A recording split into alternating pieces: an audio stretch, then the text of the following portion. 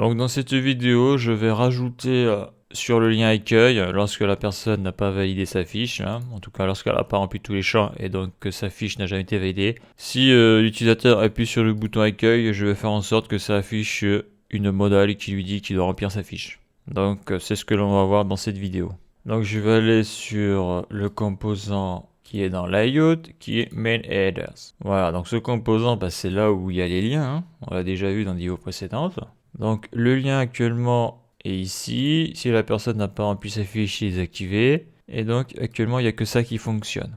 Donc là, ce que je vais faire, c'est que lorsque la personne clique sur accueil, ici, donc que la fiche n'a pas été remplie, eh bien je vais faire en sorte d'afficher la modale d'erreur. Donc là sur le LI, je vais mettre un event onClick, donc ça va se déclencher au clic. Je vais appeler ça error modal handler. Je sélectionne CTRL C et je vais le faire ici à la fin. Je vais le faire là. Donc ça fonctionne, donc je le vire. Et je vais écrire gestion de la modale d'erreur. Donc const CTRL V égale donc la fonction. Donc on sait que ma modale d'erreur a besoin d'un title et d'un message.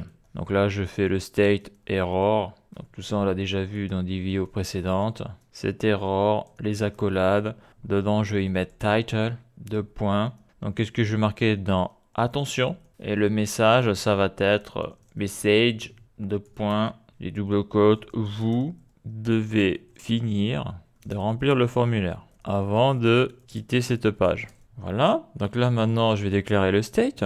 CTRL C, je vais le mettre ici. Const, les crochets, virgule, CTRL V, égale use state, et de base il est à false. La modale doit être cachée. Sachant que dans le state il y aura un objet, donc si je mets false ou rien, ça marchera quand même. Et là je mets error. Ok, donc là je prends le state. Donc la modale je vais la mettre dans le return. Je peux la mettre où je veux la modale, hein. Allez, je vais la mettre ici là. Je vais écrire modale d'erreur. Donc là j'ouvre les crochets. Dedans je mets le state error. Voilà. La condition est. Donc si ça c'est true, le reste s'exécutera. Si c'est false, la modale sera cachée. Donc j'ouvre les parenthèses, car dedans je vais y mettre le composant modal. Quoique j'ai pas besoin d'ouvrir les parenthèses, mais ça va se mettre automatiquement, je pense. Donc voilà, error modal. Alors ça c'est relou, l'importation automatique ne veut pas se faire. Si je ferme, ok, l'importation automatique ne fonctionne pas. Donc je vais l'importer ici. Donc je vais mettre ça sous les classes, sous le logo. Import error modal from double quote. Donc il faut que je remonte slash et ça va être dans UI slash et ça va être le composant error modal.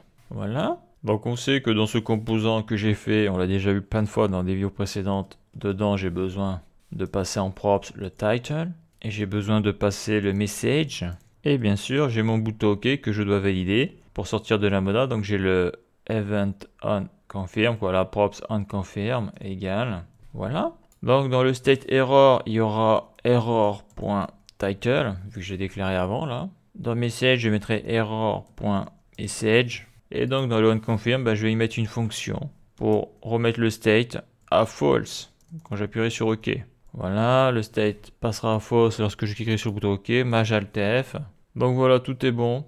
Donc pour résumer, qu'est-ce que j'ai fait? J'ai mis un event au clic sur le lien accueil.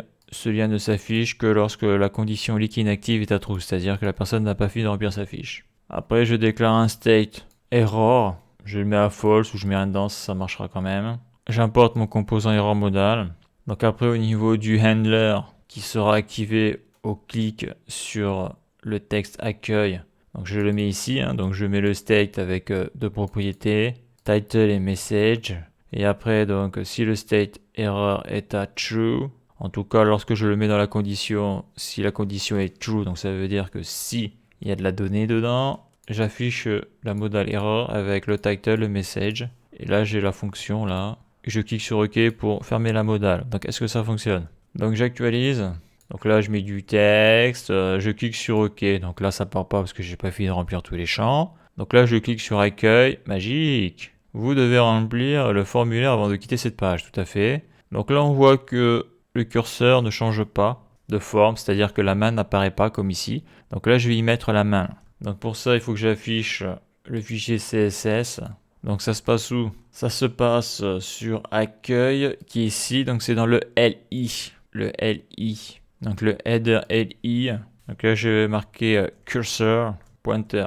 Donc maintenant la main devrait apparaître header LI. Car je suis dans un LI. Donc là la main ça marche. Hein. Est-ce que ça marche sur accueil? Voilà. Maintenant j'ai la main. La main apparaît. Donc voilà. Vous devez remplir le formulaire avant de quitter cette page. Si j'actualise, ça marche toujours, il n'y a pas de souci.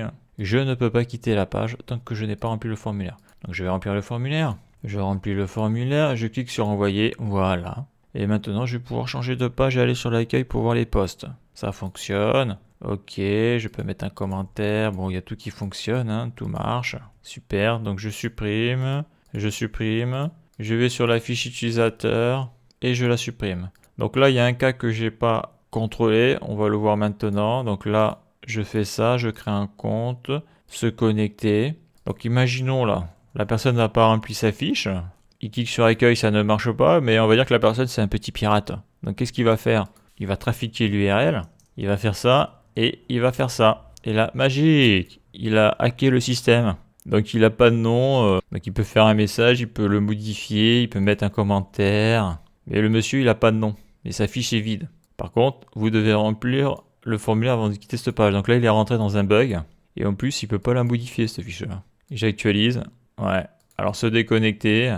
Se connecter. Voilà. Donc, tant qu'il n'a pas rempli la fiche, il doit rester là. Donc là, ce que l'on va voir dans la prochaine vidéo, c'est comment empêcher l'utilisateur de trafiquer l'URL. Donc, l'URL, il pourra toujours la trafiquer. Mais lorsqu'il la trafiquera, il ne pourra jamais quitter cette page. C'est-à-dire la fiche utilisateur tant qu'il ne l'aura pas remplie. Donc ça, on le verra dans la vidéo suivante.